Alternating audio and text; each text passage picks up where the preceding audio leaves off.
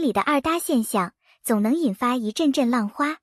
有的观众兴奋地喊着终于等到你们，有的则暗暗担心会不会失去第一次的惊喜。当丁禹兮与邓恩熙因花开锦绣再次合作的消息传出，瞬间引爆全网。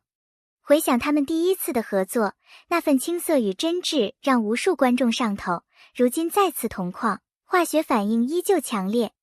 但问题也随之而来，甜蜜的加餐是否真的能满足挑剔的味蕾？第一次合作时，丁禹兮与邓恩熙像是剧中人物的化身，把情感演绎得丝丝入扣。那种未经雕琢的自然感，让人相信角色本身的存在。时隔一段时间，他们带着更多作品与阅历回到同一片舞台，已经不再是当初的青涩模样。观众的记忆被唤醒，但又在心底设下更高的期待。这一次，你们能否突破曾经的自己？对于 CP 粉来说，二搭简直是意外之喜。第一次合作后，粉丝们会不自觉地幻想各种如果在合作的画面，如今梦想照进现实，自然是一场狂欢。甜蜜加餐不仅是情感的延续，也是一次情绪的加倍释放。粉丝们刷着路透，剪着花絮，仿佛提前过了一个盛大的节日。但并非所有观众都沉浸在甜蜜中，一部分人担心二搭会让观众对两人的 CP 感产生疲劳感，同样的组合，相似的互动模式，很可能失去第一次合作的惊喜感。如果剧情设定、角色形象过于贴近第一次的模板，观众会觉得是在炒冷饭，缺乏新鲜感与突破。对演员来说，二搭既是机会，也是挑战。机会在于双方已经有了熟悉的默契，能更快进入状态。挑战在于如何避免观众的既视感。如果丁禹兮与邓恩熙不能在新作品中呈现出不同于上一次的火花，可能会被贴上安全区的标签。这一次的合作，剧本与世界观设定是否足够独特，是打破审美疲劳的关键。花开锦绣以古风背景为主，融合家国情怀与细腻的情感线，为两人的再度合作提供了广阔的表演空间。不同于之前偏青春的基调，这次的故事更厚重，也更需要深度表演的支撑。丁禹兮与邓恩熙的颜值一直是外界热议的焦点。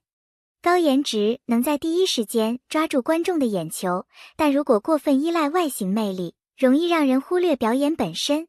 真正能打动观众的，不是镜头下的完美侧脸，而是那一瞬间的情绪共鸣。第一次合作时的化学反应更多源于新鲜感，而这一次，观众期待看到的是两人演技上的进阶。丁禹兮的细腻情绪处理，邓恩熙的情感爆发力，如果能在新角色中展现出更丰富的层次感，那么二搭不仅不会产生疲劳，反而会成为经典案例。在当下的流量时代，粉丝的推动力不可小觑。二搭的热度在开拍之前就已经预定，路透图、花絮视频、CP 剪辑在社交平台的二次传播，让这部作品从筹备期就自带热搜体质。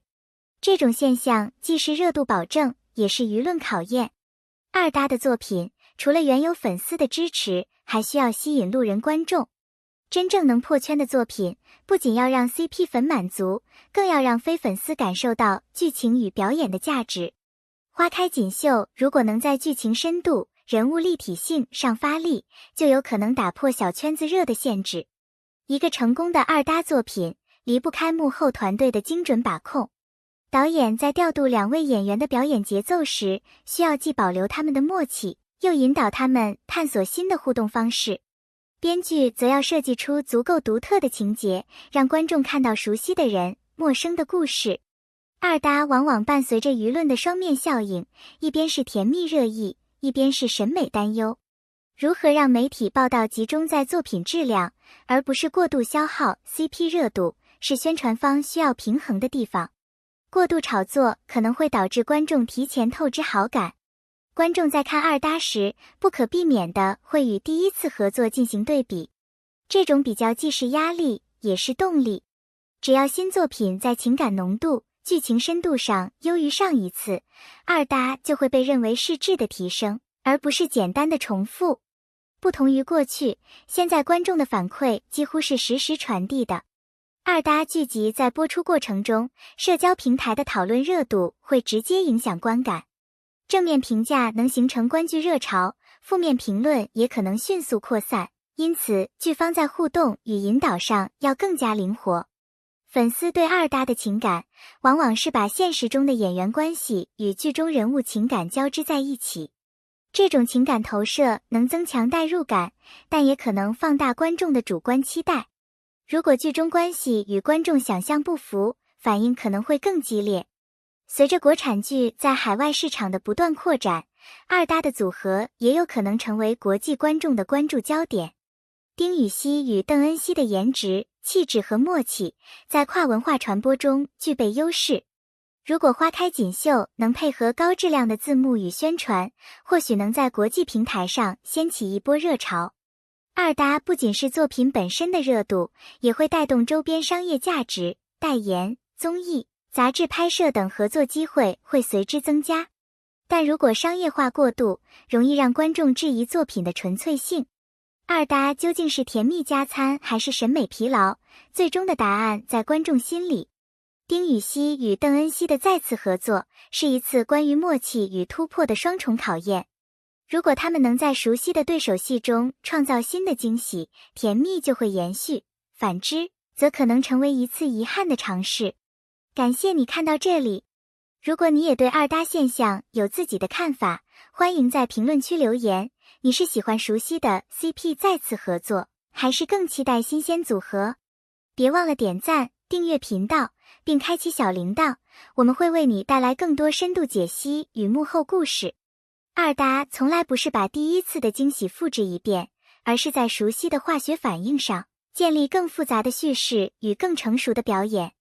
花开锦绣要想躲开炒冷饭的质疑，关键在于4点：其一是新鲜度，人物的身份、动机与处境必须发生结构性变化，让观众看到熟面孔的新灵魂；其二是反差感，把上次合作中被压抑的一面释放出来，例如让温柔的人面临更残酷的抉择，让理性的角色陷入情感的失控；其三是人物弧线，不再满足于相遇相爱相守的直线叙事，而是通过家国、门第、命运的多重张力，拉出成长、坠落、重生的曲线；其四是表达密度，在台词之外，用表情停顿、呼吸节奏、视线移动、手部细节去讲故事，让看得见的默契变成看得懂的心事。